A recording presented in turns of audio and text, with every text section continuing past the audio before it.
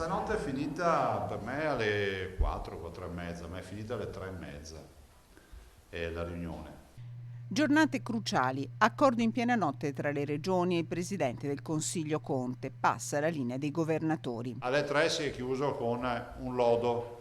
Il lodo è che le linee guida verranno recepite nel DPCM in maniera molto evidente, quindi le linee guida entreranno nel DPCM e verranno allegate al DPCM, cosa che non c'era prima. Penso che spesso queste incomprensioni nascono dal fatto che c'è sempre questo retropensiero che l'autonomia tolga potere. L'autonomia dà responsabilità, che è una roba diversa. Ordinanza scritta. Il governo con le scadenze arriva il 15 giugno, quando potranno riaprire teatri, cinema, luoghi di grande aggregazione.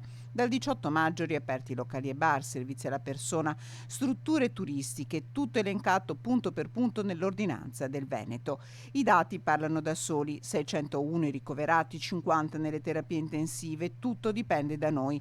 E il primo punto dell'ordinanza riguarda i dispositivi. I dispositivi di protezione individuale sono obbligatori, cioè il non utilizzo della mascherina può esporre un'ammenda, una multa che va dai 400 ai 3.000 euro, dai 400 euro ai 3.000.